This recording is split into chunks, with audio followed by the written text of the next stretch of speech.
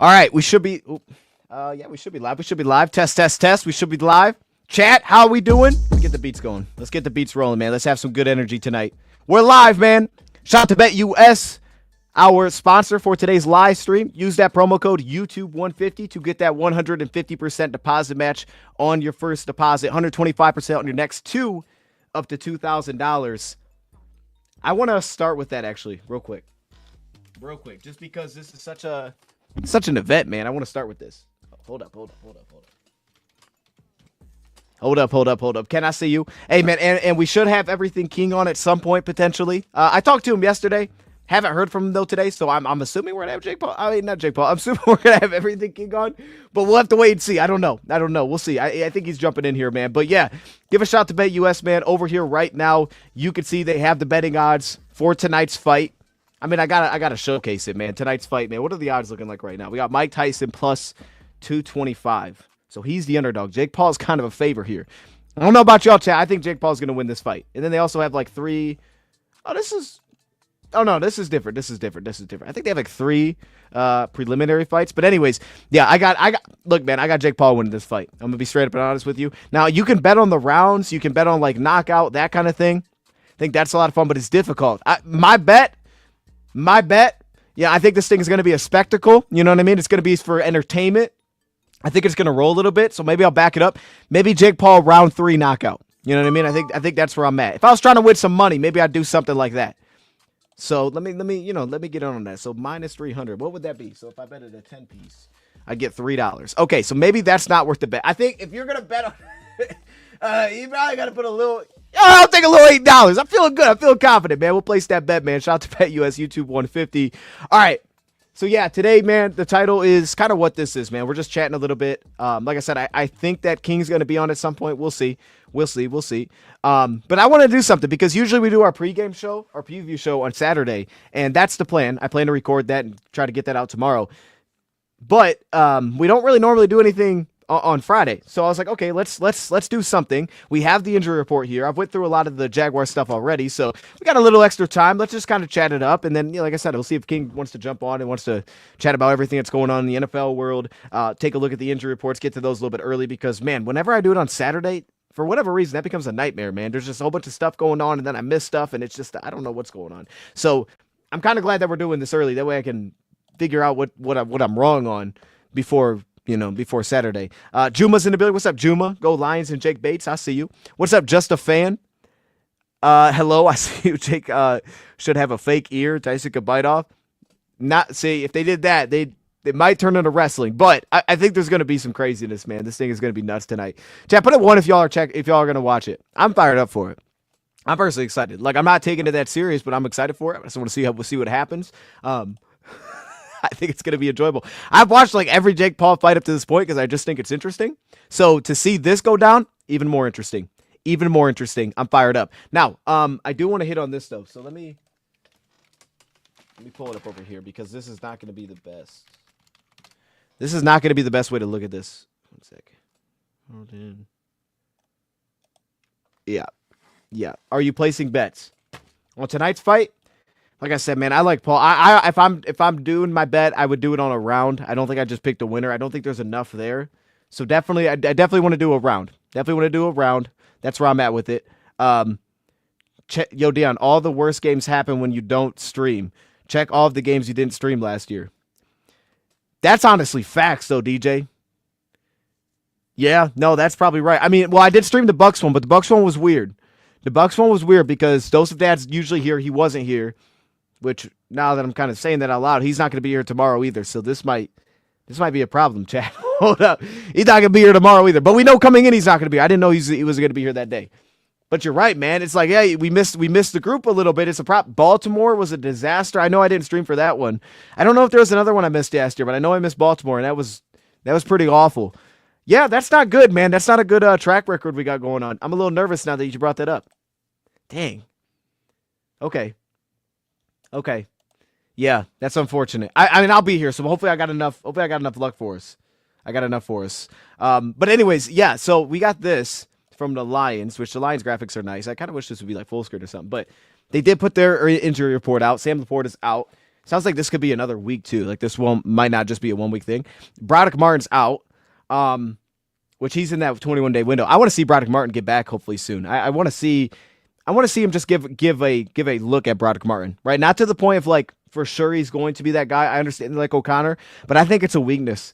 I think it's a weakness for us, man. Against the run, when we go to our bench, and we don't go to it a ton, but we get to that depth and our backup nose tackle, I think we're lacking a little some. I know Aaron Glenn spoke on this, like he needs to get out there taking hits. They felt good about him early in the season. Hopefully Martin gets to a point where they feel good enough about it. That's all I'm saying. I just hopefully they get to it, but I just want to see him again this season and see if maybe we could have something there for the stretch. Ify Melifonwu and then Emmanuel Mosley. I mean, really, all of these are kind of long-term. But questionable for Ben Neiman. That wouldn't be great. The good thing is Malcolm Rodriguez is back, so that could kind of offset that, and then we wouldn't really notice it because Trevor's going to play. And then this also means that, Malcolm's back, and so is Taylor Decker, which is great. Taylor Decker coming back for this game is fantastic because I know they felt optimistic about it early in the week, but him actually being back is going to be huge. That's always like the big one for us is not having Taylor Decker, so that's good. That's the injury report as of now. The only one that for us we'll have to wait on is Ben Neiman. I think that's the only one. Let me see if the Jags put something out, because maybe the Jaguars have. I know the Jags have a lot of kind of guys that have been in and out this year. So let me see if there's anything interesting on the Jags side. I don't even know if their X page does this, but I'm gonna check. Let me check. I'm curious. That'd be big. It's the Jags at our house. We were ready for them. Yeah, So I've been going through the Jags, last couple of days. Not a bad team. I don't want to say not a bad team. Not a bad defense. I think this defense is pretty tough. I understand the rankings are pretty horrible, especially pass defense, which was weird because I remember the first impression was like, oh, hey man, their pass defense isn't that bad. And then I saw the stats, and I heard the stats, and I was like, really? They're that bad? That's kind of surprising a little bit. They're that bad. I mean, but it doesn't show as much when you watch them. It doesn't show as much when you watch them. I think they're a tough team to throw the football on. So I'm going to see if they have anything going on in their injury report that's worth checking out. Let me just knock these things out real quick. So we got, and Carlton Davis. Hold up. Is Carlton Davis questionable too? He wasn't even listed on that. Does that mean Carlton's playing? So yeah, we know Trevor Lawrence is out, like y'all are saying. Mac Jones is in, and then Tank Bigsby's out. We know Tank Bigsby's out, which is okay because ETN's kind of been their guy the last couple of weeks anyways. So this one, it's a surprise for him, but this one's, they'll be prepared for that. What else do we have over here? Oh, we got a couple questionables. So yeah, Ezra Cleveland is questionable, which could be big because that's their starting guard. He hasn't started the last few weeks. They've had Hansen. They've also had another backup guard in. Look, part of the problem for and I don't know the numbers on this. We can see if we can find it. But part of the issues for Jacksonville has been their offensive line has been a mess in the inside. They have been banged up, very banged up in the interior, and it's been a problem. It doesn't get to the extent of where Houston's at, but it's not far off, to be honest, man. When they had to become a drop back passing team, their offensive line has been a mess. So getting Ezra Cleveland back would be huge. And then Mason Smith, potentially, who's questionable in this one. He's the rookie, but their interior defensive line, I think it's the weakest part that they have of this team. And then Keelan Robinson. I don't even know if Keelan Robinson plays that much, though, to be honest. I haven't seen him this year, so I don't know. That's a good question. I have no idea. And then it's a 13-point spread. Is it further than that now? I might have to check. Yeah, I don't know. 13 points is kind of crazy. But they will have, it looks like, Coach Peterson hoped he'd be healthy enough to play. On the other hand, Ezra Cleveland is good to go, even though he appeared as questionable. Okay, so Ezra Cleveland is going to play. That's big. That's big. I just throw that out there. That's huge for this offensive line. We'll go through the clips and everything in tomorrow's video. But if we go to, because he'll probably step in and start at right guard, I would assume. And he might go to left guard, actually. Let me take that back. He might go to left guard because that's where Hanson's been. Him starting at guard is huge because they have their tackles that are healthy. That's going to be big for them. They made that trade last season, so they've kind of invested in it. I think they extended him like immediately. That's actually going to be a huge swing in this game because that looked like a disaster on the interior. That's going to help them a lot. And then Josh Hines-Allen is going to play, who honestly, man, guys, I don't know what it's like if PFF grades or not. We can throw that up too. But that guy does not play the run as well as I thought he did. I think that's a problem. And then Tyson Campbell's been huge. As soon as they got Tyson Campbell back, man, especially now their coverage. I mean, look, they do a couple of things. Number one, between Ronald Darby and Tyson Campbell, they have a pretty good cornerback unit. But on top of that, they're not bad at safety. Cisco's takes the football away, so they have that. But they also use a lot of three safety sets, especially when they know you have to throw the ball. And they'll go to Antonio Johnson. who's another rookie out of A&M. I think he's a rookie, maybe second year, A&M. But they go to 3 safety sets, and it makes it very difficult to get guys open. So this is a team that, man, when they get you into obvious pass downs, they have dudes that can match up in the back end. I'll be honest, like, if you didn't tell me the stats of this pass defense, I would have thought this was one of the better pass defenses in football. I would have thought, like, oh yeah, they're probably one of the best because they don't feel like they have a lot of liabilities in the back end. Their issue has been Monerick Brown. I think that's how you pronounce his name. Monerick Brown, who's played opposite. I guess he's went out there when they've had just that many receivers, when they've had like 4 receivers. But when Brown gets on the field, he's had a little bit of issues in coverage. Outside of that, though, they're pretty sound in coverage. I'll be honest. Like, they're not bad there. And they've also had to go to Jerrion Jones a little bit at the slot position. So when they go to Jerrion Jones, he's gotten beat a few times as well. Like, those have been the 2 guys. Brown and Jones have had some struggles. But to be honest, man, like, they're a pretty good unit. They're a pretty good unit. And some of that's just straight up youth for them. I figure a tough first quarter, then we take over. That's I think the issue with oh, hold up. Did I unplug my stuff? Let me make sure. Test.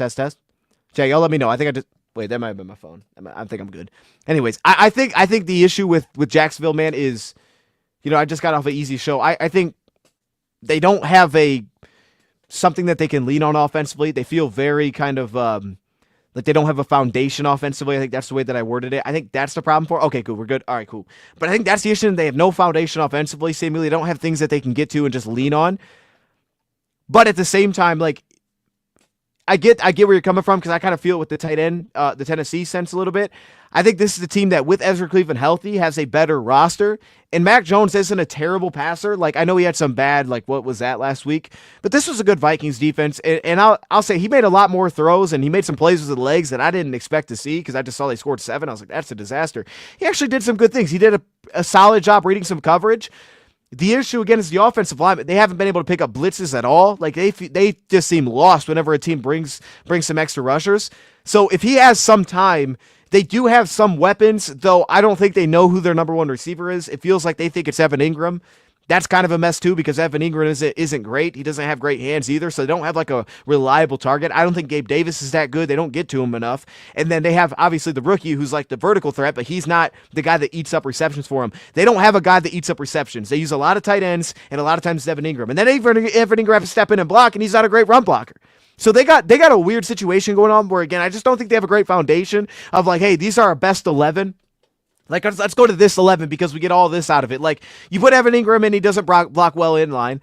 But when he's also in there, it kind of feels like a number 1 receiver. So it's like, well, we kind of got to put him out there. But then they're like, let's go heavy tight end. And then it's like, okay, well, once you get beyond Evan Ingram, we don't really have a receiving threat. Like then they start to really lose it a little bit. So I think that's the biggest issue with Jacksonville is they just don't have a great foundation of who they are offensively. But that doesn't mean they don't have talent. And that doesn't mean this Ezra Cleveland move doesn't move the needle. And again, I think look, we got to be honest. Any team that holds Minnesota to 12 points, they did a really good job. And I know Darnold threw 3 picks, but look, man, he almost threw 4. He almost threw 5. From what I've seen so far, he almost threw 5 picks in that game. I mean, the one he threw the corner route super late. That should have been picked off. You could see the beater, but that could have been picked off. The thing with Jacksonville, they play a lot of 2-eye safety. They play a lot of matchups in coverage, so they carry a lot of things vertical. They don't give you zone holes, right? They don't like play spots very often and just give you windows. A lot of Tampa 2, whenever you're backed up, they really force you to go underneath and live underneath. And look, I think there's a positive in that, is that you can put their linebackers into the mix, make them work a little bit, make Ventrell Miller work, who just feels like he's kind of all over the place. He'll have some good plays and some like, okay, I don't know what he's doing. But we don't have Sam Laporta. So now as a fan, I'm like, dang, man, this would be a great game to have Sam Laporta, and we don't have him. And like I said, once they get you an obvious pass downs, bro, they put 3 safeties in, and they kind of take away the matchup a little bit there. So I think this is a really tough defense. They've all season long been pretty good against the run, but I think that stems a little bit more from the defensive end position. Our downside is we don't have a mobile quarterback like that. Like, if you watch Philly, they used a lot of like zone read, and they were able to put that edge in the action. They put Armstead in the action over and over. We can't really do that. So that, unfortunately, is not as big of a benefit for us. But I think we still dominate our offensive line versus their defensive line on the inside. So I think it's a better team than what's thought of. I just don't think they play as a unit. They don't play as like a full team. They just play with talent. They play with good pieces and a nice defense that has really no complementary things off of it, which makes the defense continue to stay on the field. And it's like eventually this just becomes a mess. They don't have like complementary play from all 3 sides. That's the problem. They haven't been able to put full games together. I think you can see they play good stretches and then they look awful. They can't put full games together. So I don't think this is like a I don't think it's a terrible team. I think they're better than Tennessee roster wise. I don't want to say that. I think, well, maybe they're in a similar boat to Tennessee, to be honest with you. Probably in a similar boat. Tennessee has some O-line issues. They have O-line issues, which may be better this week. Tennessee was at their backup quarterback. It feels very much like Tennessee. So if this thing becomes a blow, I'm with Ken. I think it's the same way. It's close early, and then we pull away. And I think if you do pull away from a team like this, they don't really have the firepower to come back. And I don't think they have that. I don't think they can play like that as a team. And I think especially with Mac, they're not going to be comfortable in that spot at all. So, yeah, I think if you pull away from this team, it's probably over. I don't see it come back. Can't wait for Iffy to be back later this season. Dude, I know. And I don't know if we talked about it over here. I feel like we did, but I don't know. The thing about Iffy, too, for me is I think that him potentially working some of the slot role is on the table. I am not even saying I think he's going to be the best option there because I didn't think last year he was great in man coverage. I thought it was a cool concept. But depending on where he's at with that now, I think it's on the table that he gets looks there. Now, I understand they'll be able to use their 3 safety stuff just like Jacksonville does. But I think that's on the table, especially when you start talking about could he be extended here. His ability to show that I can step down and play a different position might be the one thing that gives him that opportunity to get an extension here because I know I said this elsewhere. The injuries are obviously going to hold him back, but I could see him having a very strong market. I know safeties are typically available for a while, but he's so unique as a talent, and they're just not if he's growing on trees, man. They're just so rare that I think that if there'll be a team that can look past the injuries, give him a shot, and I think he could be outpriced pretty quickly on the market if he could only play safety. And I don't know the Lions would go with enough money to say, like, oh, we'll pay you for that role. I don't know that they'd be able to do that with where they're at. I saw that Davis is playing with a broken finger. He's playing. So Carlton is playing. I was that. Okay, that's a good look. We brought that up, and then I completely forgot that I brought that up. So Carlton Davis is going to play. He's playing with a broken finger. And I wouldn't have hated watching, we probably would have just seen Vildor, but I wouldn't have hated seeing some of the depth get some looks this week. I honestly wouldn't. You know what I mean? I wouldn't have had a problem with it. But that's good. Carlton Davis is a dog. It's good. It'll be nice to have him out there. Am I the only one that thinks Pascal has been very good? And he's a body catcher too, so he'll be okay. He doesn't really, he's more of a body catcher. Am I the only one who thinks Pascal has been very good since he's been back? No, you're not the only one.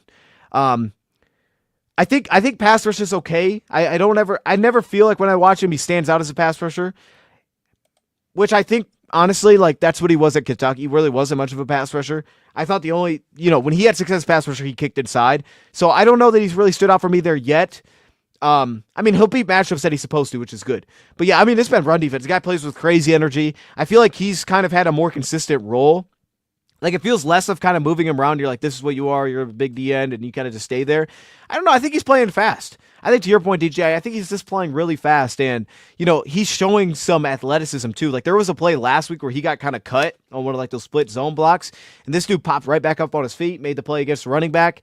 Like, that was an athletic play for a big Josh Pascal. We think, man, power rusher, push guys back. Like, this dude, he showed some athleticism, and he's playing with his hair on fire. Like, if you guys, what was this talking point about Josh when he came out, man? The whole thing about Josh was, I can remember the comps to Cam Jordan. It was like, man, this guy's a leader. He's tough. He's going to be consistent. I think that's what Josh is right now. I think that's what he is. So I think it's great that you brought that up because he feels like that guy. He's very consistent. You kind of know what you're going to get. He may give you some things as a pass rusher, like when he has a bad matchup. He's definitely not there where Cam Jordan was at one point as a pass rusher. I think he's just limited there. But he's definitely doing what he does. And I think, you'll get some power wins because of that as a pass rusher. But yeah, man, like this dude is very consistent. Very consistent right now. He's playing towards what I think we hoped coming out of Kentucky, where it's like he's probably not a major needle mover, but he's kind of like the guy that sustains everything. And when you have him there, you just feel better about your defense because, like, well, we got that guy. We know what we're going to get. And then everybody else can kind of open up. I think he's just a very consistent piece. What up, Daniel? I see you, Daniel. He broke in practice is what I saw. Ooh, he broke his finger in practice? Hey, Goff, I know he throws a hard ball, but come on, man. Did Goff throw the ball that hard? Chat, is this a story? Do we know how it happened? Because now I'm thinking about it, right? We hear the stories. H-Man, he got his finger messed up catching a ball from Brett Favre. He told us that. And then, Stafford, I think, broke somebody's fingers. Are we saying that Jared Goff broke Carlton's finger? What? Hey, come on now. I'm struggling to believe it, but okay. Yo, we've been playing on offense. And again, I don't think that. I think the best way that this offense cooks like this, to be honest with you, is it'll cook because they'll be efficient. Like, I think they're going to, and it may not be immediate. then maybe it may take a second to kind of open it up, because I think the issue, especially if Mason Smith plays, because they'll be a little bit deeper. The issue with Jacksonville is, to me, especially because of how much they rotate the interior defensive line, they don't have the bodies. Like, they don't have the depth to rotate and be solid. They just, it falls off a cliff. Devon Hamilton's pretty good. Outside of that, they're very shaky. Everybody else that steps in is super shaky. Jefferson, incredibly shaky on the defensive line. Everybody they put inside is very shaky. And I think that's the issue, is once you start getting to waves of like, oh man, this is an 8-play drive, and you're running the football, and it's the second quarter, they just don't think, they don't have the answers for consistency there. So I think the way that Goff cooks and this offense rolls is because Goff will be throwing the ball in 2nd and 3. And they'll be like, oh, that's great, right? We have good matchups, and Goff is willing to just let it fly. And the key for me for Jared will be, before we get to the preview tomorrow, throw it on time, trust your guy to win. Not having LaPorta stinks, but trust your guy to win, because they're going to be contested. Trust your guy to just go win. As long as you're playing that style, I think Goff will roll in this game. I think he'll have a good game. And that's how we'll come out rolling. But honestly, like, it feels like we kind of say this every week, but honestly, I think this is a good Monty game.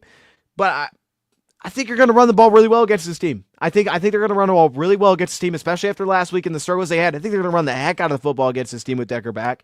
And I think with that, like, everything's going to play off it. And the Lions, the way that they'll blow this team out and cover that spread is to look like that team that we all know and love, of like, man, they're on time, they're play action, Goff's comfy, they're on schedule with everything. They'll get to that mode. And I think this game is giving you a great opportunity to get there. The flip side is, I think if you can't get there, you might not score a lot of points, and you might turn the ball over. Like, there's a fine line, I think, in this game. But I think it's going to open up for us to do well. Hey, Dose, what's up? The Rona. Hey, what's up, man? Hard to catch me live? Man, I know. That's why I wanted to go live, man. That's why I want to go live. We haven't gone live in a minute. I want to go live, chat it up, man, see what y'all were talking about. What do you do with Barnes? I re-sign Barnes. Here's my thing, and I don't know what his price tag is going to be, but I just think about what I brought this up to Easy. I think about what Van Ginkel made, right?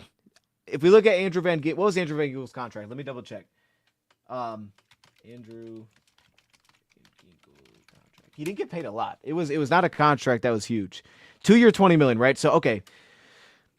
That I don't think you can pay that to Barnes, but that's not a ridiculous contract. I think based on that, he'll make less. He's coming off the injury. Maybe he makes like $7-8 million a year. I think the Lions will re-sign him. I think it'll help him, honestly, that he's coming off the injury. And look, that could be a positive, man. Like, you could flip that as a positive. Like, hey, he's hurt. Like, that could actually help us a little bit, because it's going to save us a little bit of money. So I think Derek Barnes gets re-signed. I think so. How much can Z really have an effect on the D-line the next few games? I think he has a big effect this week.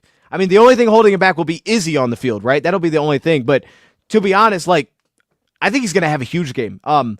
If he's on Walker Little, who he may not be as much because he's left tackle, but if he's on Walker Little, I think he's going to give Walker Little tons of problems. I don't think he matches up at all with Za'Darius Smith.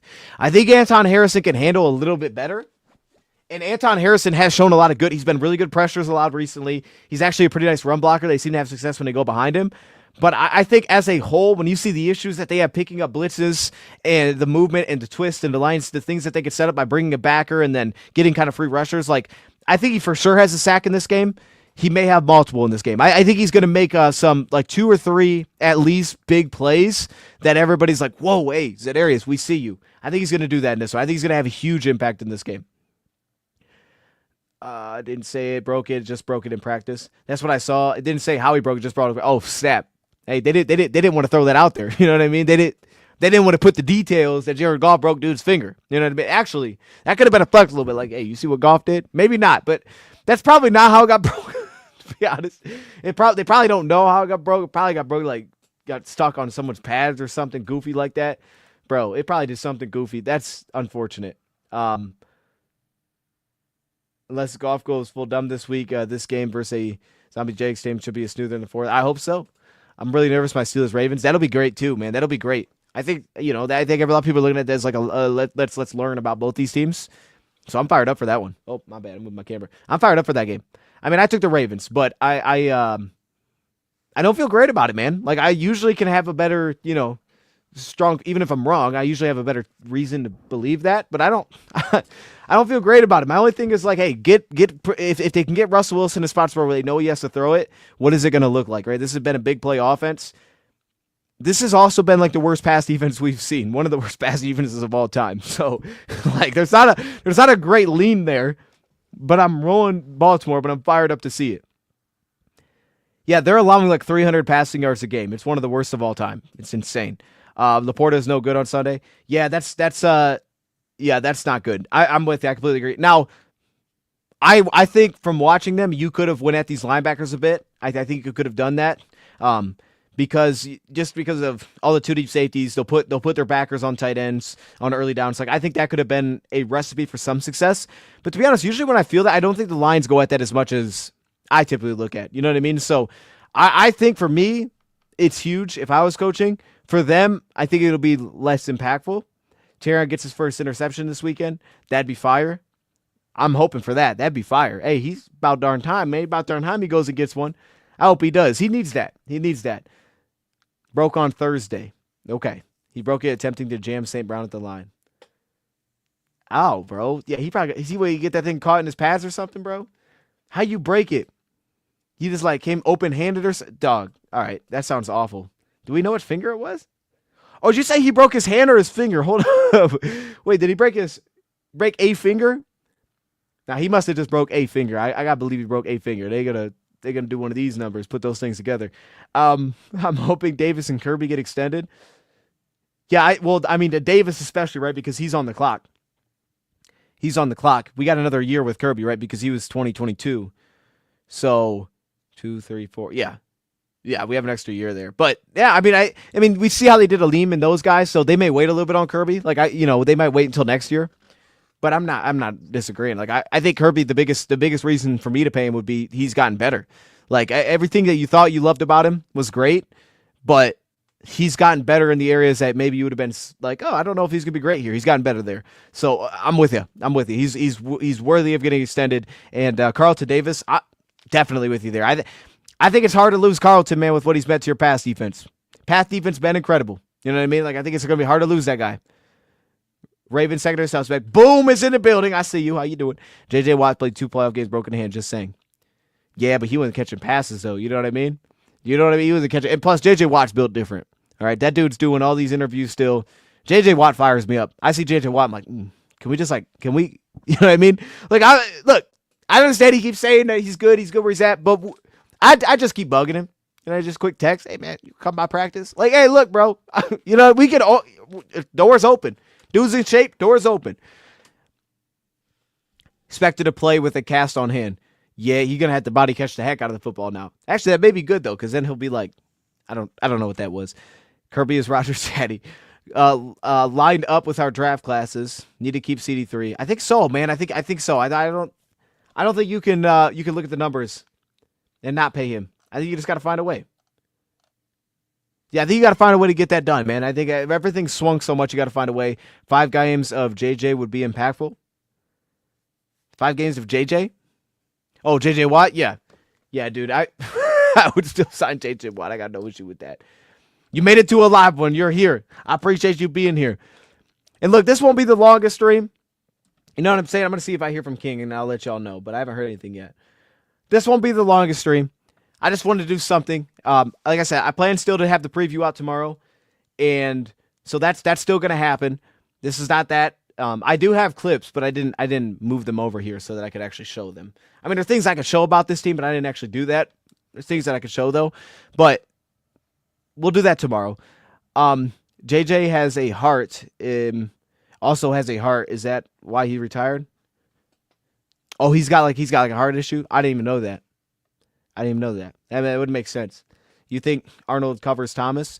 Yeah, I think so. I think you'll see a lot of Thomas. I mean, like I said, it's weird because they don't have like a number 1. Like, I guess we could call Brian Thomas their number 1, but I think Gabe Davis was kind of the idea. For me, I'd put him on Brian and have no problem with it. It feels like he plays a little bit more. I don't know. They kind of bounce, I guess. Like usually, I feel like I see, and I don't know the stats on it. I feel like I see usually more Terrion at right cornerback versus left cornerback. But I think they bounce. So, yeah, I mean, for me, if I was guessing, he'll see a lot of Brian. I think he'll do well against a rookie. I think he'll do well. I think a rookie's going to, not speed him up as much. But I think he has a good skill set to play him. But now that being said, the problem will be vertical. That'll be the issue, right? He can run away from Terrion. There is no doubt. So, and he could probably do the same to Carlton, too, if we're being honest. Like, Carlton is not the fastest transition guy, but Carlton may protect his long speed a little bit better than Terrion does. Like, Terrion's going to get in and out of breaks a little bit better, but he's also feels like he's more suspect to giving up the big play because he kind of just lets it happen a little bit more and he just gives a little bit too much. Carlton would probably know the assignment and not give that up. So maybe based on that, you put because I think Terrion would do a great job on Gabe Davis. I'd have no concerns there, but I think experience, size, we'll probably see Terrion on Brian Thomas. So as long as we're giving him the help, and it's not something like that, I think he'd actually have a really good game with him. Biggest NFL surprise. I would say biggest surprise has to be Washington. For me, it's Washington. I mean, if we're just talking about NFL teams, they've surprised me this year. I didn't think they'd be this good. They're really darn good. They have a fantastic coaching staff. They're doing a great job, man. I give it to Washington. That team is aggressive. They play with no concern. They made a swing for Lattimore. I love what Washington's doing, man. I'd say they're the biggest surprise for me. Is there anything that sticks out to y'all? Big surprise? I don't know what the other big surprise would be. I mean, maybe I don't know if Saquon's always been a dog, but him being healthy, Saquon's awesome. Like, I saw the play, because I was for watching this Jaguars game. It was 2 weeks ago. I was watching Philly Jags, and I saw the Saquon play again, and you could see it coming. They're like, oh, I think this is that play. And it's like, oh, my goodness, this dude. This dude is crazy. So, maybe, I don't know. Maybe that. I don't know. Their offense feels the same, but Saquon is just insane. So, it's just like they have a ridiculous talent now. Mac Jones can't throw the ball vertical. So, yeah, well, actually, yeah, that's a good point. No, that's a good point. That's a good point. Hey, I'm glad you brought that up. You are going to live stream. I am going to live stream the game. Yep, and it'll just be me. Mac still killing it at his age in LA. Oh, that's a good one. I don't dislike that. I like that one. Mac still killing it at his age. How about the Chargers, man? Now I went over because I see Jeff at Arizona. Arizona, man, they've been rolling. Just Arizona, the way that Arizona beat the Bears was like, whoa, I didn't expect that. And then they beat the Jets by a lot. Now, I'll say this, man. I shouldn't have picked them. That was a disaster pick. I don't think I'm going to take the Jets again this year. That was my worst prediction of the offseason. Arizona, I had making the playoffs. But then I flipped it around. I had the Jets win their division. That was the worst prediction maybe of all time. It's fair. That was a disaster. That prediction was awful. Jets are like disgusting to watch. I'll just be honest. They're disgusting to watch offensively. But Arizona, man, they're pretty good. And I thought Arizona would score a lot, but Arizona, the big surprise there has been they've actually been serviceable on defense, and I feel like they've gotten better and better over there. Like they aren't scoring 40 points to beat everybody. They're keeping teams from scoring. I'll give it to their defense, man, because they don't have very many household names at all. Have they even had their first round pick? I think he's been there, but I don't know if he's played maybe more than 2 games. Let me look that up actually, because I really like their first round pick. Who was that? Cardinals. Who was that guy they drafted? Yeah, who am I thinking of? The Missouri guy. That was like the first video I did was on the Missouri guy. I don't know. Why does his name slip my mind? Yeah, and they made the trade for Baron Browning. I love that trade. That was a great trade. I think that was good because he could be long term for him. I really don't remember who the rookie is, but anyways, I don't even know if he's played yet this season. So. Hold up, let me just look at this. Robinson. Yeah, Darius Robinson. Okay. Has he been playing? Because I always see this dude on the injury report. I think he was on IR at one point. Darius Robinson. Good look, Jeff. Let me see. What's he doing? Bro, this dude ain't even played yet. He's got to be close, though. He's got to be close. That's crazy. Kerry, what's up, Kerry? Because they were like a young team relying on the youth. What up, Dose? What up? Washington being decent. I'm a bit surprised how many teams are at the bottom now. How many teams are at the bottom?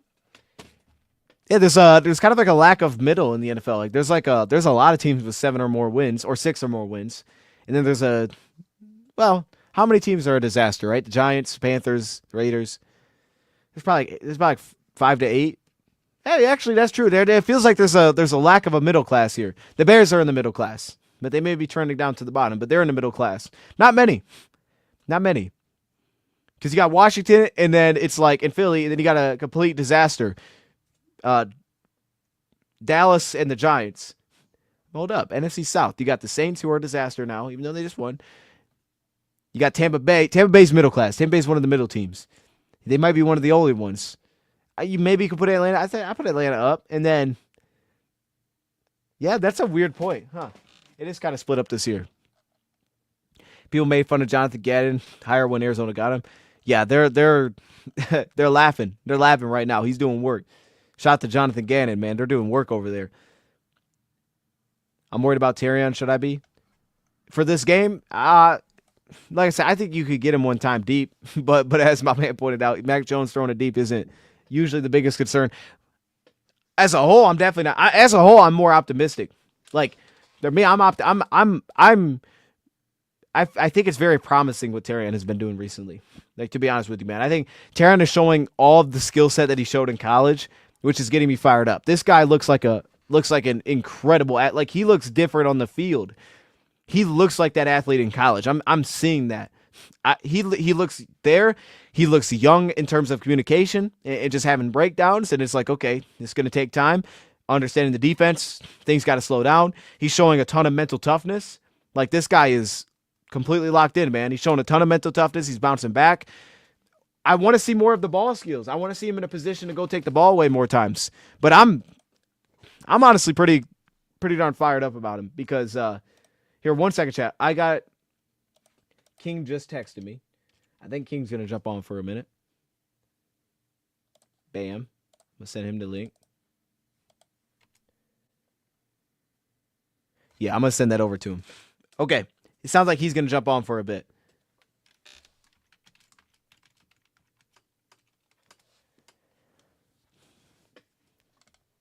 I don't Giants, Cleveland, Jags. Yeah, the Jags are in that. Titans, Patriots. Yeah, man, there's a lot of them.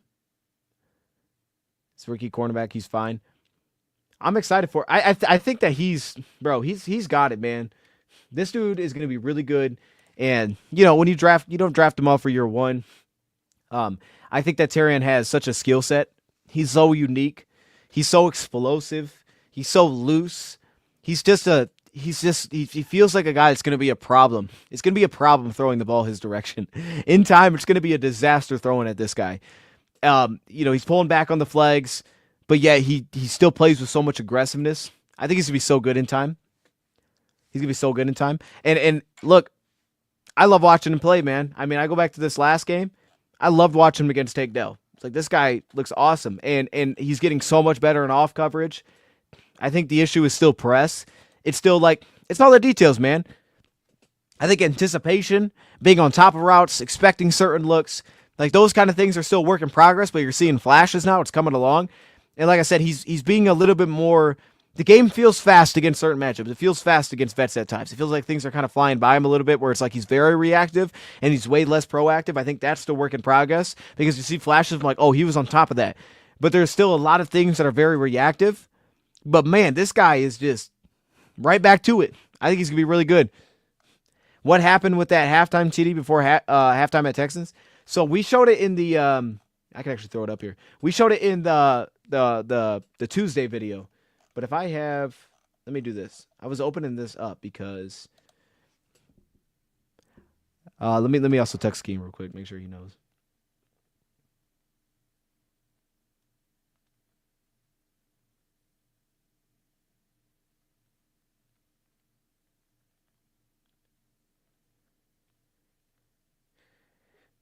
Oh, okay. He just joined. I just sent it to him.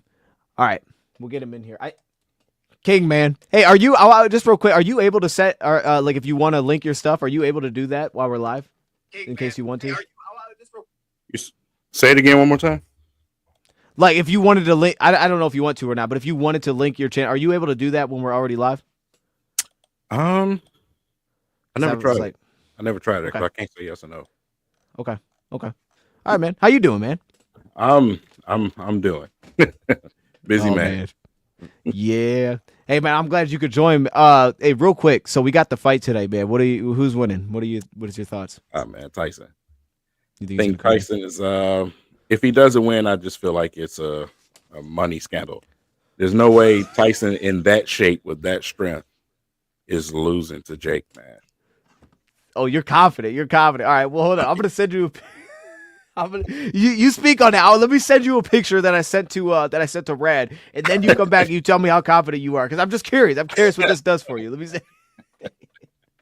I'm gonna send you this. because I saw this and I was like, man, I don't know. I'm a little bit worried now. Maybe this is a pause picture, so just keep that in mind when you look at this. Like, okay, maybe don't show this to other people, but just one of those things. I'm watching. It's just loose skin, man. That's all it is. It's what's up under the skin that matters. No, that's true. That's true, man. Man, it's good to have you here, bro. No, I was dying, bro. I was watching that where he slapped him, and I'm like, oh my goodness. I was like, I gotta send this to Rad, man. There ain't no way. It's like, bro, it's over, dog. He's losing. Yeah, man. I had the experience of watching him when I was young, and yeah, Mike Tyson is definitely not to be quarreled with. This is not the old drugged up Mike Tyson. This is a different stage of life. He is older now, but he is strong as an ox still. And I think he's gonna be ready, man. So what's your prediction? How's this gonna go down? That's the hard part. I don't think it's going no. I don't think it's going nowhere close to the distance, man. I think it's going to be. I think Mike is going to catch him in one of those early rounds and let him really feel his power, because a lot of people, when he was going against another older opponent in Roy Jones, right?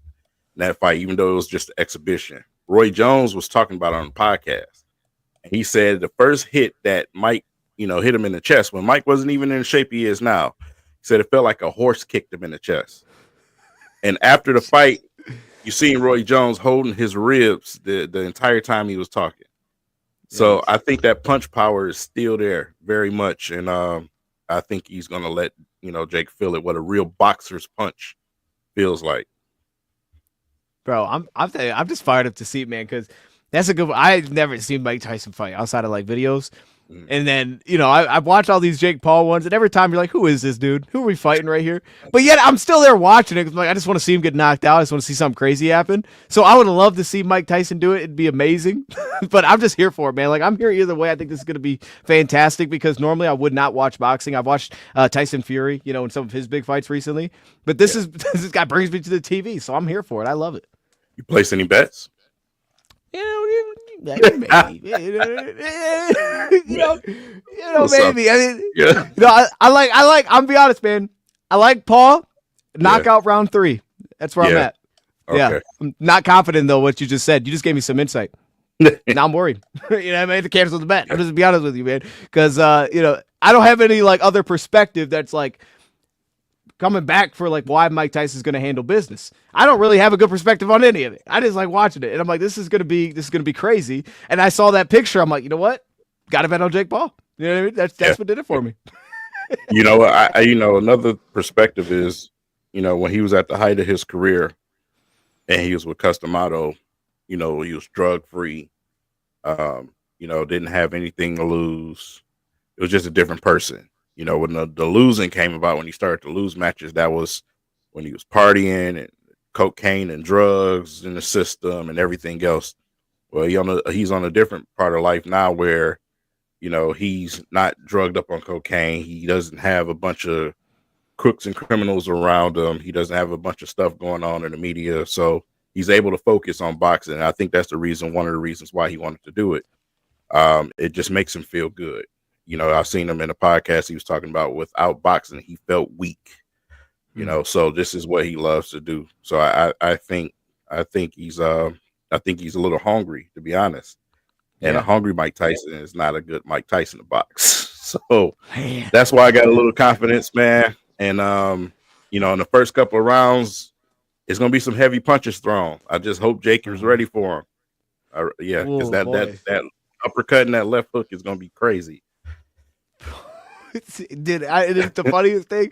So I was I think it was last night or 2 nights ago. I was talking to my dad about it, and he's like, "Oh, Mike Tyson is gonna destroy him," because he was there for all that. So, and I'm like, "No, I think Jake Paul's knock him out about round 3." He's like, "Look, here's what he's gonna do." I'm like, "Oh my goodness, man!" He's ducking down. He's like, "Here's how he's gonna do it. Yeah. He's gonna get right up underneath him."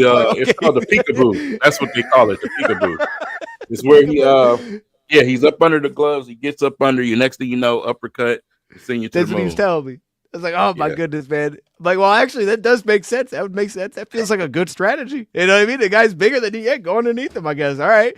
So I'm fired up for it. But hey, switch gears real quick though, because last time we chatted, we were playing some God. I was cooking, just to throw it out there. I was like, I was close to having 30 straight kills. He could vouch for me on that. But Phantom, you missed it. I'm sorry, man. Maybe sometime, you'll see it in person. Yeah. It's crazy.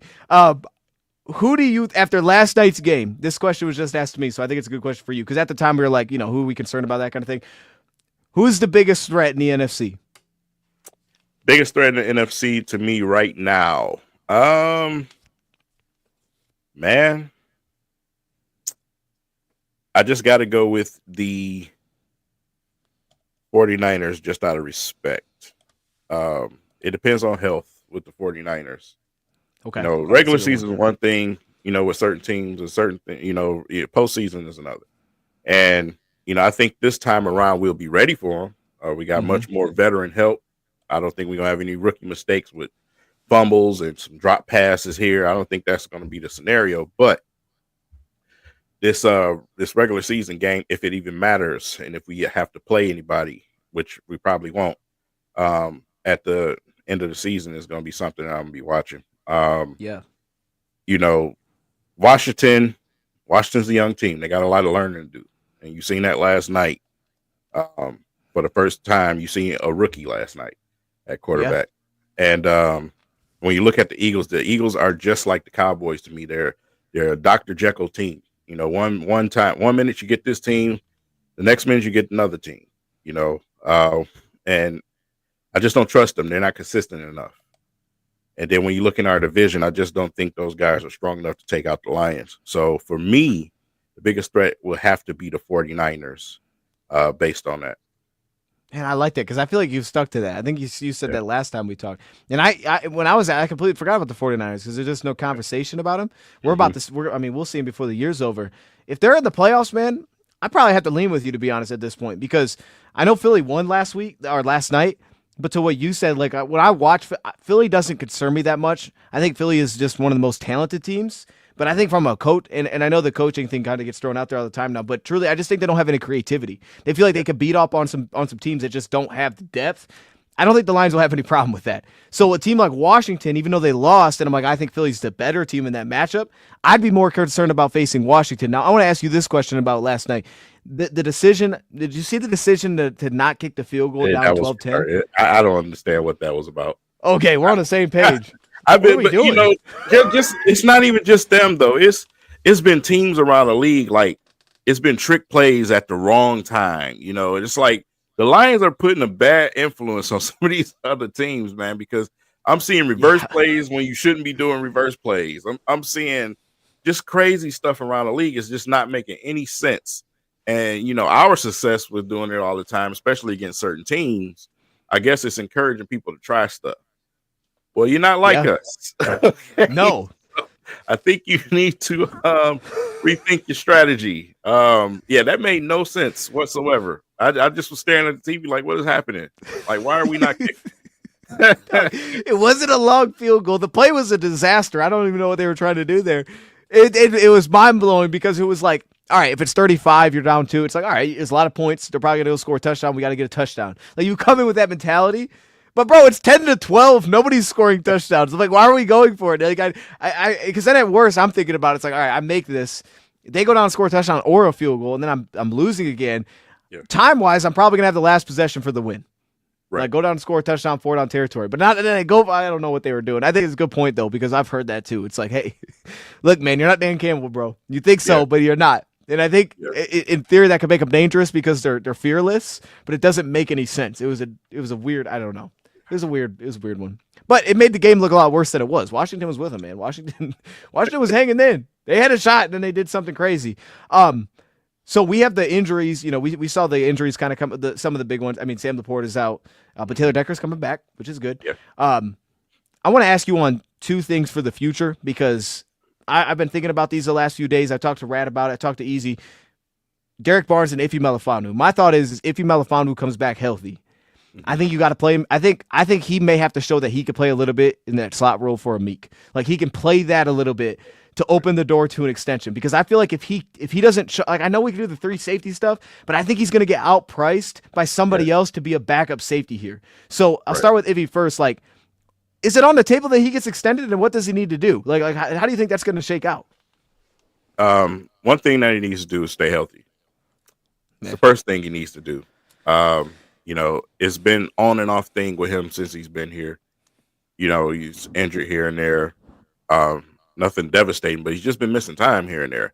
When he's on the field, he's great. He's great. Since the very first time I seen him in training camp, man, I was like, man, this kid can go. But you got to be available. That's the first thing. Like I said, it's right now we're enjoying all these things, but eventually the heartbreak is coming. Some of these players, they're just not going to be able to stay on the team. Obviously, they're all playing at a high level. And when that happens, there's going to be a lot of movement going on because you can't pay everybody. Right. I'm not paying Iffy before I pay. Yeah, I mean, you got Joseph, you got Brian Branch. If I'm paying Iffy, it has to be for the right amount. As that third safety. But it's going to be a tough situation, period, on the defense, man, because you look at how many guys are absolute dogs on this defense. The money's going to get thin real fast.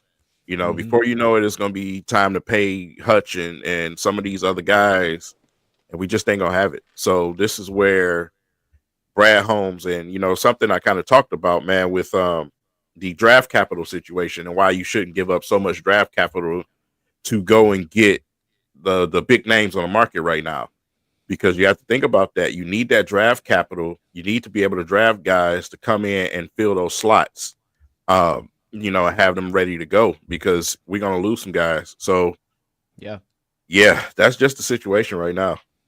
It's tough. Yeah.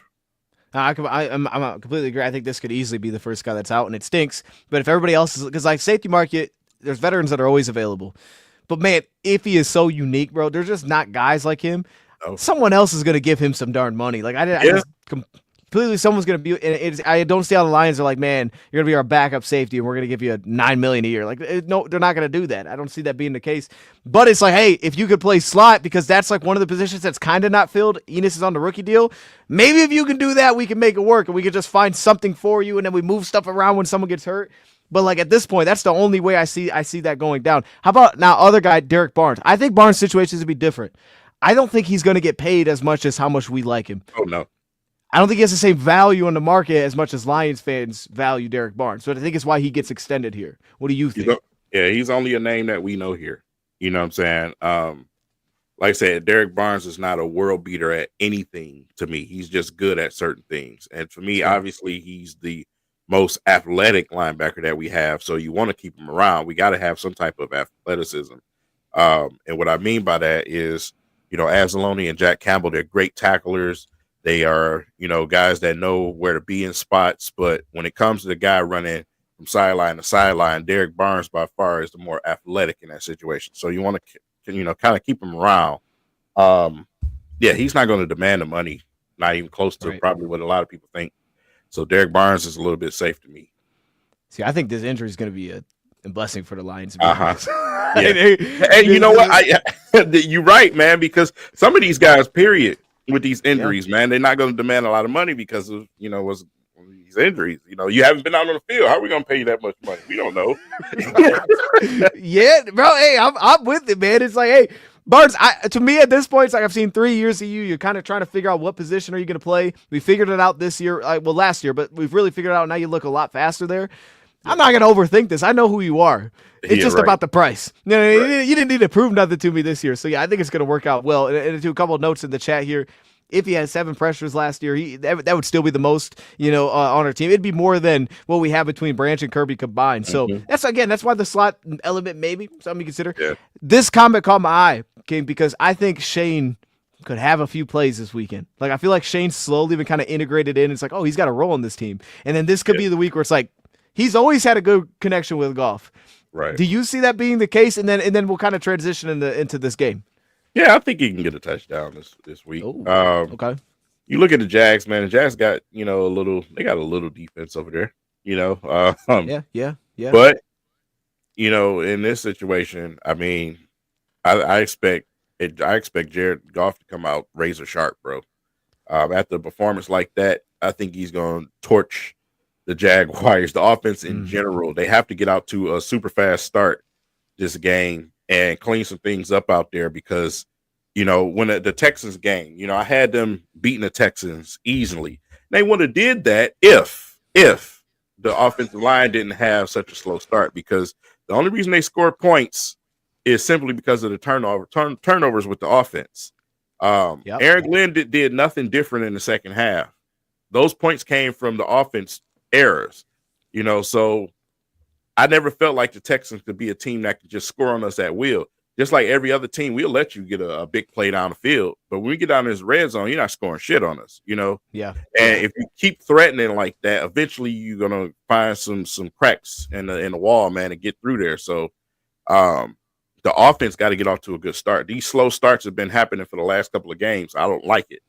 So I want them to come out clean and get straight to it, man, and torch these guys, man. Keep giving J-Mo the ball, run the football, but at the same time, take care of Jared Goff back there and block for him, because, man, they were all over him in that first half last game. So, that you can't have that. He's throwing balls at the ground and stuff because he got pressure coming from this way and that way. I got shell shocked for a minute. I thought I was watching Matthew Stafford and his offensive line. Yeah. Man. Oh my goodness. I was like, oh my. Hey, real quick to this, Iffy trade. So Iffy on last year of his deal, so that would make this, I guess, essentially impossible unless we extended him and then we're like, hey, now let's try to trade the guy. So I think this is possible, but I hear it. I mean, at one point it could have made sense. It just, we didn't know anything about Iffy until last year. We just found out who he was last year, and we found out oh, this guy's pretty good at safety. So yeah, going into this game, man, I hear what you're saying about them, about us getting off to this fast start. I think we're going to run real well against this team. I think to me, the big swing will be that. Last week it was okay, we had some big plays. Because you're right. I mean, defensively, man, we gave a DPI in the first half for 40 yards. They set them up multiple times in the red zone. They didn't really do anything offensively. Mm-hmm. Offensively, though, it's time for us to get rolling. And I think we're going to run the ball. I think Goff's going to be on top of the chains all game long in this game. Who do you think is going to be a standout player for us offensively? Who's the guy that we should all be keeping our eyes on offense? You know what, man? Yeah. I think it's because there's so many options, but yeah, I think we're going to continue to throw the ball and try to, get some connections with J-Mo. It may not be as much, it might not be a lot of plays, but I think we're going to continue to try to build with J-Mo, and I hope they do. And especially for connection purposes, because we've seen a little communication last game where, that pass wasn't right where J-Mo thought it would be, and Goff threw it, and he kind of undercutted that pass a little bit, and it ended up being a turnover. I didn't like that. What I'm saying? You guys, you need to hit J-Mo as much as you can. I'm starting to like to see what him coming across the middle, which, yeah, my goodness, man. Yeah, it's for the other team, it's a nightmare. You know what I'm saying? We expect this guy to just be the guy shooting down the field, but for the other team, it's a nightmare. I want to see them continue to work on that and add new weapons and new tools to the shed, when it comes to the offense. So I think we're going to run the ball heavy.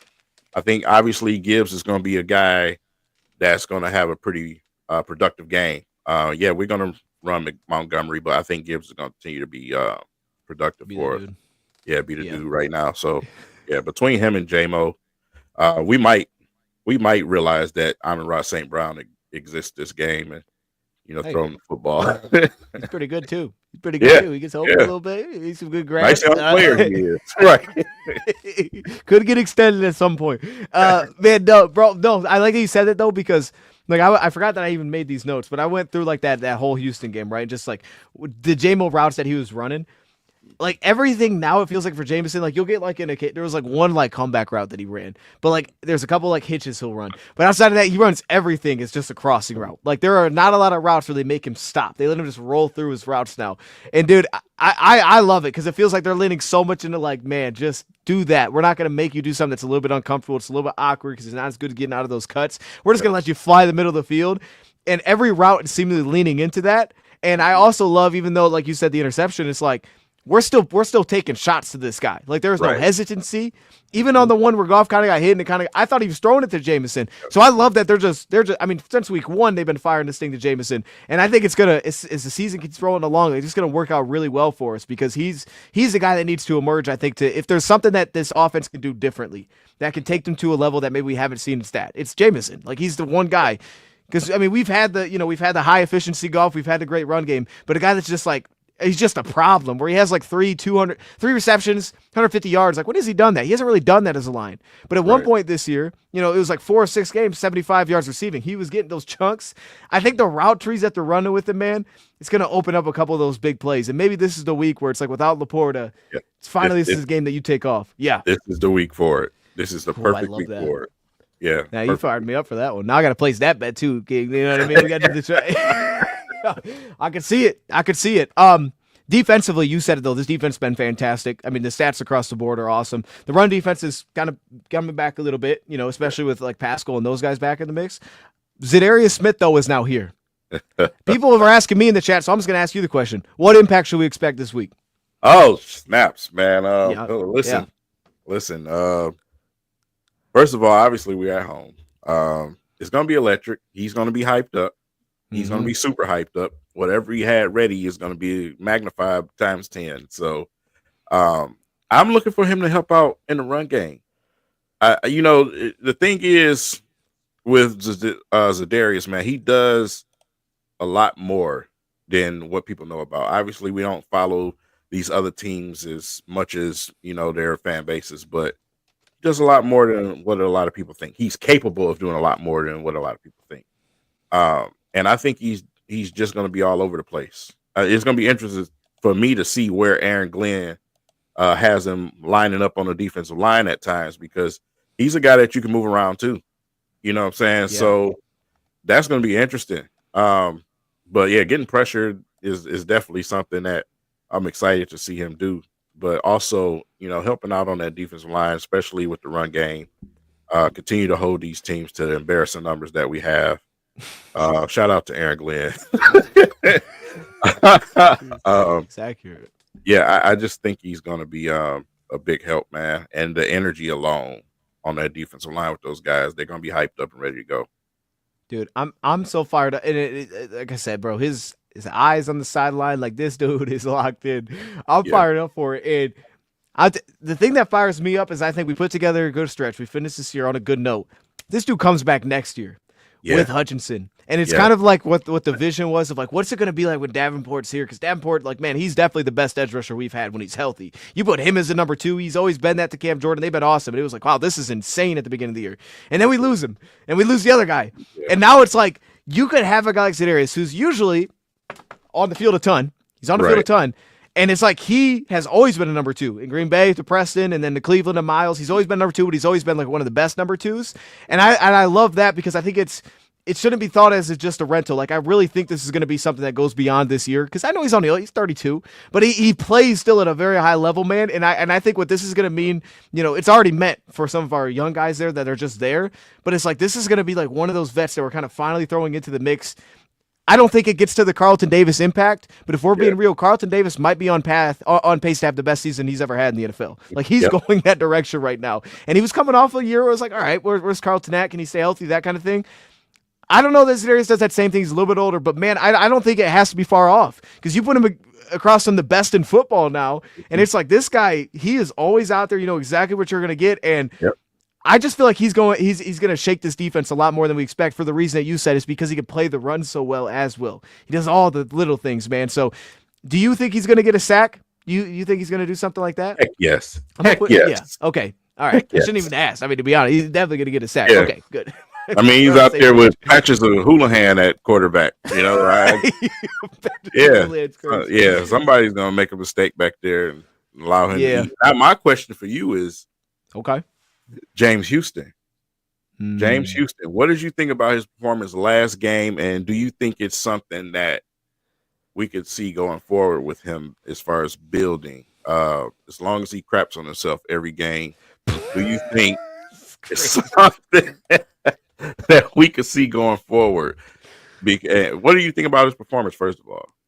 Bro, I'll to be honest, every show that I've been, and I didn't know this was a thing. Every show that I've been on that's brought up James Houston has also tied that with the fact that he may have used the toilet in his pants. That's what everybody has done. And I'm like, man, this feels like an unnecessary add to it, but it's also kind of necessary because once you know, you're like, all right, that's pretty insane.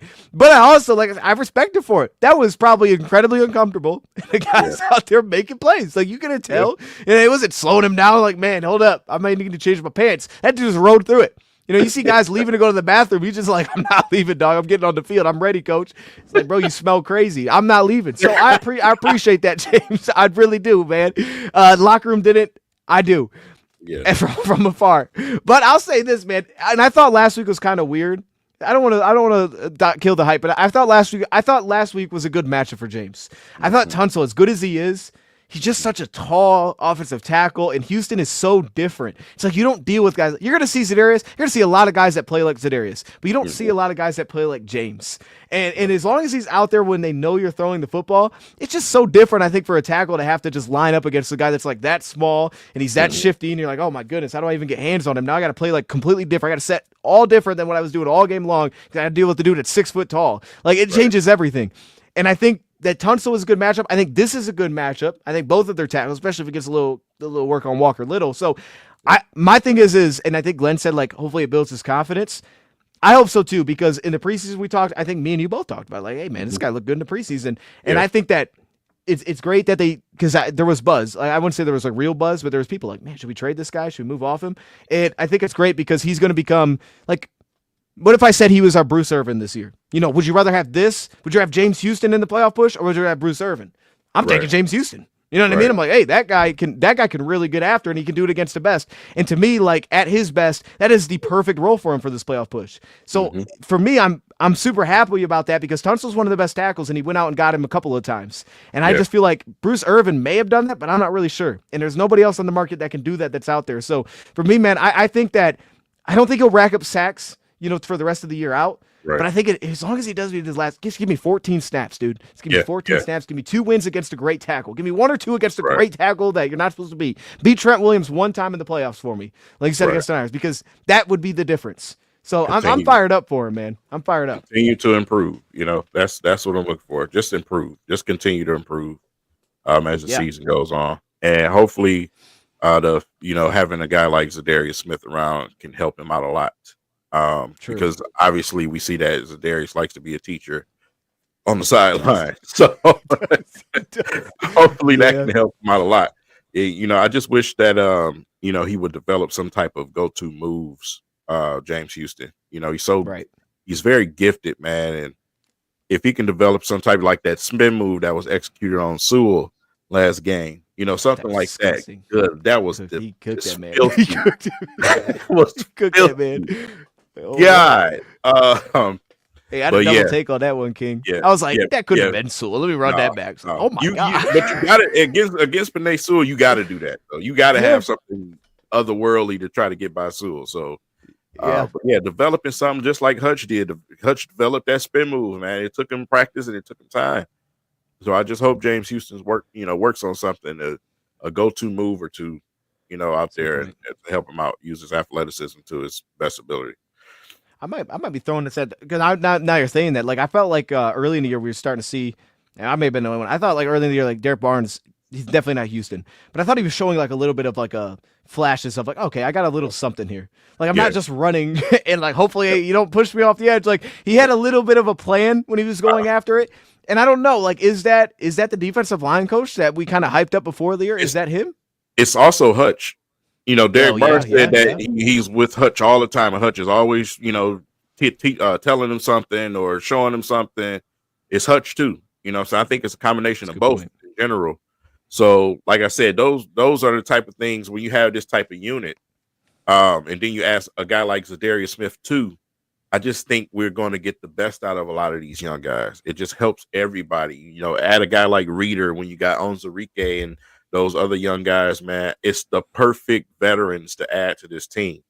So you got to give Brad Holmes a lot of credit for that also, because you have to have that around when you use that draft capital and you bring in these young guys to fill in spots. You want to keep that going. That's how good teams do it. They keep it going that way. They make sure that they have guys around that can bring the young guys in and, coach them up while you out there on the field. You know what I'm saying? So, but like I said, a lot of people believe the salary cap doesn't exist. Obviously Kansas City, but it does to an extent. It exists, and it doesn't exist until it does. So when you got young guys, you're drafting these guys and bringing them in, you got to have that around. That's big time. Having Hutch around, having Zadarius around, and having guys like Reader, that's big time. And I think that plays a part in what you see with Barnes working with Hutch. Barnes he's like I said, he's athletic, man. He's athletic, and if you aim the missile in the right direction, man, you're gonna cause a lot of damage out there. You know what I'm saying? Because obviously Cowboys game, our angle was off just a little bit when we launched them. You know what I'm saying? Yo, you said that immediately. I'm thinking of that play. Oh my God, I forgot about it. Made up for it, obviously, against the Tampa Bay Buccaneers. But you gotta guide the missile, man. Yeah, but you're saying that it feels like we haven't really had that at those two positions. Like we've had, it's almost like the vets that we've had have been kind of like the role piece, maybe, but it's been such a process of like who's actually going to be the core piece. I think about it on defense line. I think about it at corner, right? D line's always been so young, and it's kind of been like, all right, let's throw this like vet in there. But he's kind of a role piece. He was never like the guy. And now you got Reader. Reader's that dude. Like, you know what I mean?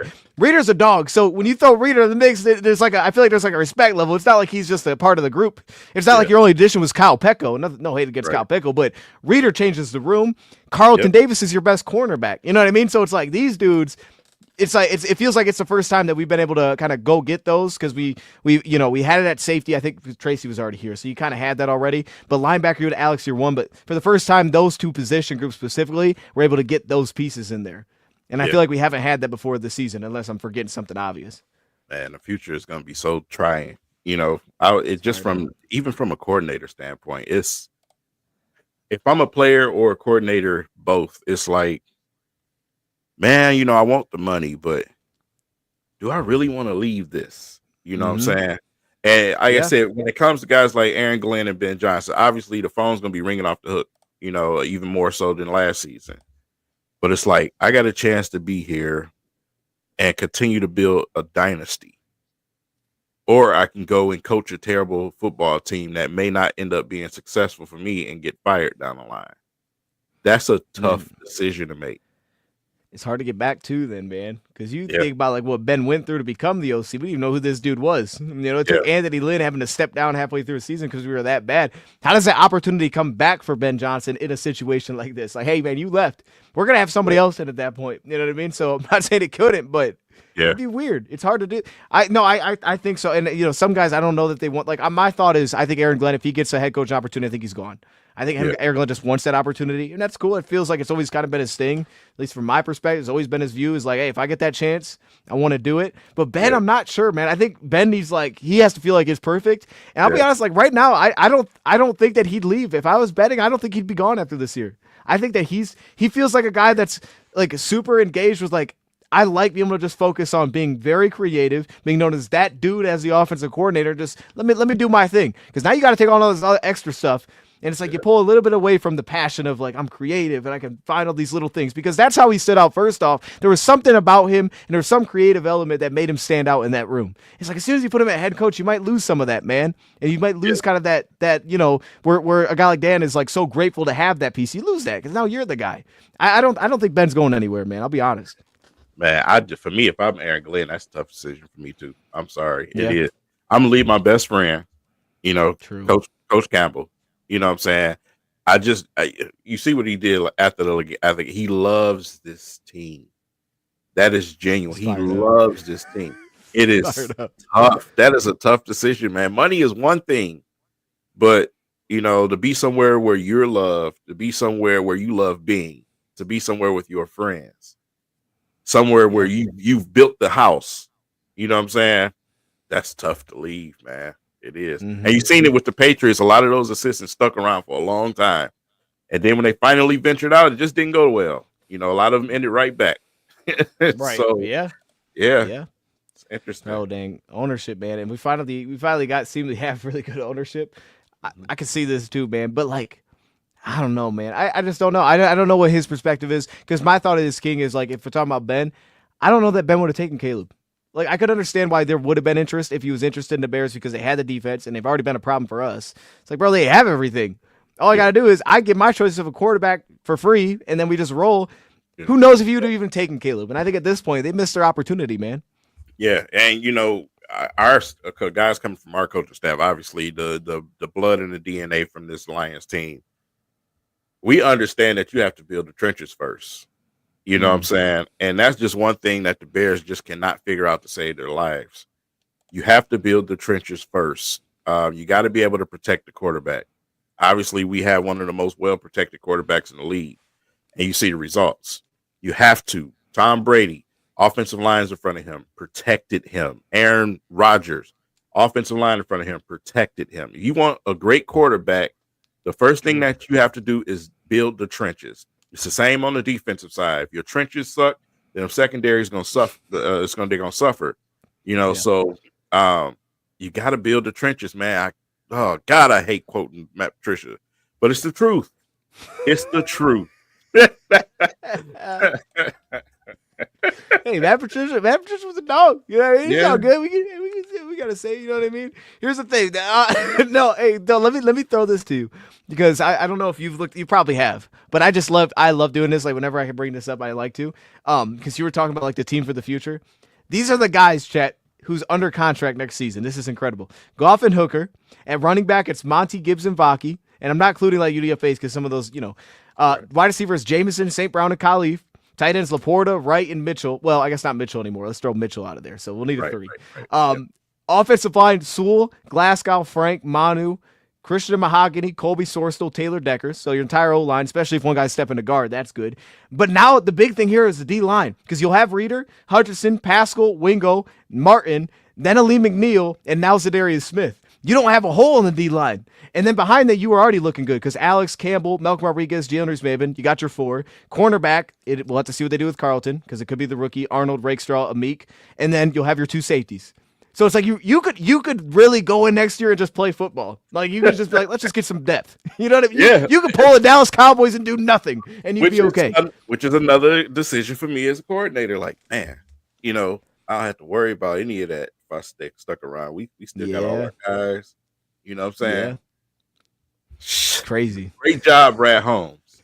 For building something that's sustainable, something sustainable for the future, man. I like that you said that too, because I think I never got there where I believed like they would make us real. I mean, now maybe they were interested, but it was like, would you give up a 1st-round pick for this edge? And it was like, I can't see it. You know what I mean? Because even what we gave up now, it still feels like, man, that's tough. We're already missing a couple things. Like, what we had to give up for Zadarius wasn't cheap. I just could never see us getting to that level, because to what you're saying, it's like, man, especially when you're picking at the back of these rounds now, it's legit that you're only looking at maybe 1 starter each draft that you really can rely on. Like, we can't do that, man. We got to hold these, because what got us here was the draft. Like, what started all of this was Brad doing that. I don't want to take away ammo from what Brad is so amazing at doing. Right. He has the recipe, man. Like I say, you look at some of our better. You look at Amon-Ra St. Brown. You look at Brian Branch. You look at those late round guys, man. You got to have draft capital. You just have to. And when you Brad Holmes and you have the recipe to find certain types of guys that fit this team, man, you want to give him as many bullets as you can. You won't give up all of your bullets, man. So, I understand the window thing or whatever is the window. Well, if you build it right, your window becomes a lot larger. You know what I'm saying? It's your window and then the league. The Lions are the standard right now in the league. Kansas City is getting ready to phase out slowly, because guys are aging. There's going to be some guys moving out of there soon. I think the Lions are the new standard. We're the young team that's at the peak of the league right now. So their time is coming into play right now. You want to make sure that you got more bullets to give Brad Holmes so he can keep this thing going as long as he can. That's just that's the most important thing right now. And I'll give credit to Kansas City because they completely made a 180. They're like, we're this, and now we're gonna be that, and it's like, oh, we made it work because they've drafted so well. That's been like the one thing, like what teams are drafting. Like Cincinnati, their drafts have been kind of a disaster recently, and you can kind of see like this might become a problem. Like we might just run out of not hitting on enough things here. But yeah, like that's and it's what Brad's message was when he came here. It's like this is gonna be consistent success. So it's like, bro, you got to stick to it, and they've. I mean, he's never. I don't think there's ever been a moment where I felt like, man, that was a pretty large swing, Brad. I don't know if that was good. There's never been anything over the top. Now, maybe there's times where I'm like, I wish he would have done more. Like we traded for Peoples-Jones last year. It's like we might make a move, and then you get Peoples-Jones. You're like, all right, that was a move. It's like, okay, we'll see what and it did turn into anything. Or Trinity Benson. It's like, okay, who's this guy? But like they definitely never went overboard and swung and missed. That's been the biggest thing. The only misses they've had, I think, like truly, were when they first came in and they extended a few guys that mainly just got hurt. And it kind of just like, we ended up getting nothing out of that. But in terms of like trading for pieces, they've been little swings. And this has really been the biggest one. Unless, Carlton's been incredible. So good trade there. That was fantastic. Right. Wanted to ask you a side note though. Unless you have something to add. I want to say, Pistons, how we doing? You know what I mean? I've been keeping up a little bit. How we doing? It's actually, they're actually doing pretty good. They had a crazy win. Good, man. Yeah. And they had a heartbreaker the other night, man. But, that's where it starts. They're at year 2 of the Lions right now. If I can compare that, it's the competitive team that's giving teams a lot of problems that's coming out with wins in certain situations, but they're learning.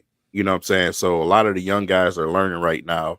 You're seeing some development. You're seeing everything that you've seen in year 2 for the Lions, and eventually by the end of the season, I expect them to start banging out some streaks of wins, just like the Lions did. So that's where they are right now. It's nothing like last year. They got more wins than they did last year, going all the way into January. You know what I'm saying? All right. That's so progress. That's big progress. So I think they're going to be fine, man. Young team, but they'll be fine. That does feel like it. So because when I look at the East, man, and I'm seeing like the Cavs just not losing games anymore, it feels like the East has some. Maybe not totally, but I feel like there's a transition happening. The Bucks are kind of just like falling completely now. It's like that team's old. They're teams that just look old. So it's like this is the time, man, to kind of start getting it together. And if that's good. I know they've been doing better this year, so I want to get your take on that. Yeah. Doing better. That's great, man. Yeah, okay. Shout out to the Pistons, man. And then baseball was a good year too for them. I don't follow that at all, to be honest, but I did watch it again. I watched, that was the only time I watched baseball was that. So shout out to giving me someone to watch there.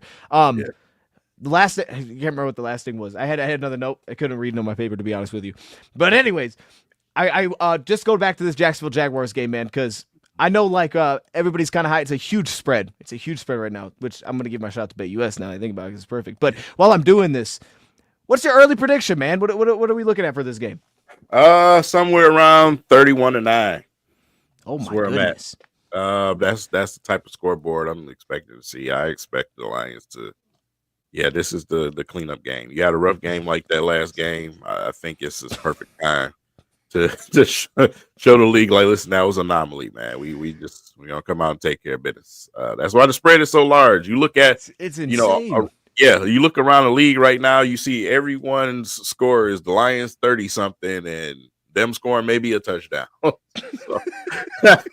No disrespect to the Jags, man. No, this is full disrespect. This is full disrespect. Yeah, it's disrespect. Minus 900 is the money line. Yeah, minus 900, chat. Yeah, I tried, man. It's disrespect, but it is what it is. Again, this is more like a man. I'm not gonna get that disrespect. You know what I am? This is more like a practice, bye week type of scrimmage ordeal for me. That's where it's at right now.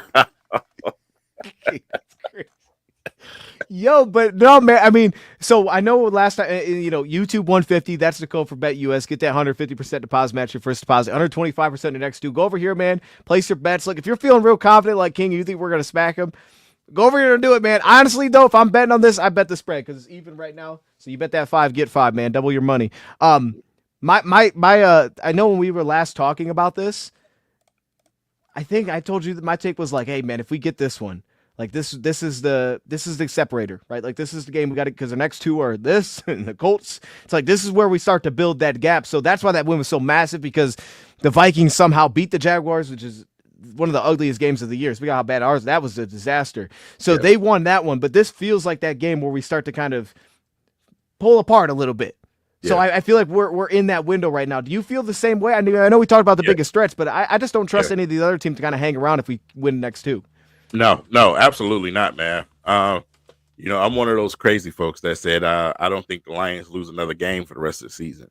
That's just where I am, and I stand on that. That's not no type of hot take or anything. I stand on that, man. I think the Lions win out the rest of the season, and right now is the beginning of just a little stretch where we can go and get things rolling and start getting ourselves prepared for the later parts of the season, man. Obviously we still got Buffalo and we still got the 49ers, but I don't see us losing another game. So this is the beginning.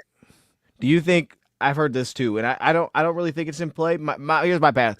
If the Ravens, they have a really tough remaining schedule. They lose to the Steelers, and they only win 10 games this year. I think this could happen, but do you think Goff still has a path to an MVP? Like, is there a reasonable path? I think that's the path. That happens, and he has some big games. It's the only path. Lamar has to go. That's the only path for me. Because and Henry will go with him. Yeah. If those guys get knocked down, then that's straight shot. Boom. Right there. That's where you start to get all the swing states, across the map. Turn red, or blue, or Lions blue. And we take it straight to the White House. That's where it goes. Okay. But that's the only chance right there, man. That's Pennsylvania. And the Ravens are the block. They are the block. Okay. Yeah, because I think that's a legitimate path, because I'm like, I don't know then who would be next at that point. Like I know Baker's been well. I just don't think he'll get it. Like the play he made last week was amazing. I'm like, I still don't see it. And then you'd have to get to the point where you're like, well, maybe we'll give it to a running back. So let's give it to Saquon. I'm like, I wouldn't be mad at it, but I'd still be a little shocked if they gave it to a running back. Like, I don't buy that that's actually going to happen. And then there's a very legitimate chance Goff just has better numbers across the board than Mahomes. So I think that's the way that's got to shake out. And hopefully, maybe that's the case. Maybe that's how it goes this weekend. And see, that's where I'm talking about with Goff in this next game. If I'm Goff after that last game performance, I'm pissed. Because obviously my mind is just a little bit on MVP too. And I want my recognition, man. I've been playing, crazy football, and to have a game like that, I'm saying, I'm coming out like a house of fire to reestablish myself. Like, hey, man, listen, that was an anomaly. I'm saying? I'm still here.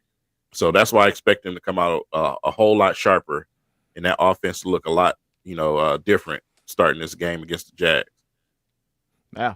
Nah, I'm with you, man. I like that. I think I'm 100%. I think we're going to be very efficient in this game. I think that's why Goff will look good. I think he'll be in really good positions to have to throw the football, kind of like less of what last week turned into when we really couldn't run the football. I think that'll be the difference in this one, man. But hey, I appreciate you joining, King. I don't want to hold anybody too long here. I know the fight's happening pretty soon, I'm pretty sure. So I think we should keep it moving, man. I'm fired up. I want to see how this thing goes down. Any last words for the people, man? And then, you gave your score prediction, so hopefully maybe we see you again after the game, unless we do a pregame show. Maybe you jump on that. We'll see. Hey, man, it's up to you. I'll just send me the text. I'm coming. Okay. So, but, I just want to say, pay close attention. Pay close attention to these other teams around the league. I noticed a lot of Lions fans, we on the high right now. We watch nothing but our team. Pay attention to some of these other teams around the league. Going there week to week and try to understand what we're going up against and why we say some of the outlandish things that we say, like the Lions going to win the rest of the season. When you look at squads like Buffalo, who my starting quarterback is Josh Allen, who's been killing me every doggone week. Part of the reason why I think the Lions are going to beat the Bills, because, like I said, some of these teams are a little fraudulent. Some of them are. Some of them, when you look at the records and you see the schedules that they played, it's a little fraudulence going on there. One thing you got to realize with the Detroit Lions, they are a complete football team. Complete. Offense, defense, special teams, coaching, everything. We're complete.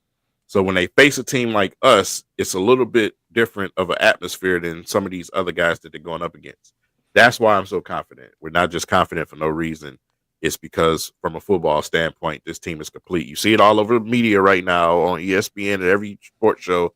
Even when they was talking about the Washington and the Eagles game, they're saying, well, none of these guys can match up with the Lions. You know what I'm saying? So, and they're not just gassing us. They're telling the truth. When you watch film, when you understand that, you know, how complete this team is, these teams are just not dealing with that type of matchup. So hopefully I'm right. Hopefully we go into that postseason as a bona fide number one pick that helps us out a lot in the playoffs. So, yes, you know, this is the year. Yeah. Oh, I love it, man. Hey, and then the real side, think about this. You know, I don't know what the path is for Dave Phipp, but what's the path for this dude to become a head? I mean, I'm just saying, like, we talk about the coordinators, but wasn't John Harbaugh a special teams guy? You know, Dave Phipp's doing work. We got to give these guys I don't know where he goes. Like, he can't be like an OC or something, but maybe he becomes an assistant head coach at some point, right? We move on when Scotty Montgomery moves on, maybe that's his next role. And then we talk about Dave Phipp. Yeah. Like I said, special teams has been big for us, man. Besides our punt and kicker, you know, like I said, nobody's running the football down the field on the special team. So, you know, but we run the football down on the field, but not on us, man. So all phases of the games, we all of those coaches on that staff from front to back, they've been doing an excellent job. And I think the Lions, this is the year for them. Man, I like that. And you saw that Vaki hit last week. Oh my. He killed that man on that punt. Hold on, you wait here while I tackle him. Come here. It's like you tackle two little kids on the mattress, you know. I got some Malcolm Rodriguez vibes watching that. I was like, oh snap! This is like Malcolm when he first got here, and it's like this guy's crazy. Got some vibes like that, man. All right, we gotta get out of here, man. Appreciate y'all joining. Shout out to Everything King. Hey, wait, give a shout out to your channel, man. Where can people find you? I am Everything King on all forms of social media, pretty much except Instagram. Everything King on YouTube, Everything King on Twitter. Those are the two places I am the most. And on Instagram, it is I am King 77X. That's where you guys can find me. Yep. And hey, if y'all want to look, man, if y'all want to add me on PlayStation, Taco is Food 10. If y'all want to get cooked in COD, bro, you know what I mean? Like, what bro, I'm getting ready to do. Warzone just came out. Oh wait, I downloaded it? I did download it. Yep. Okay, so did it just update? Yeah, it just updated. Oh, okay. Yeah, I saw that on there. I was like, I gotta download Warzone because Warzone was fire. We were playing that too. That's what we gotta get back on. We gotta get back on some Warzone. That's got the good team atmosphere. Right. So if y'all want to get in the team atmosphere, Taco is Food 10. That's not a joke. That's legit. All right, we out of here, man.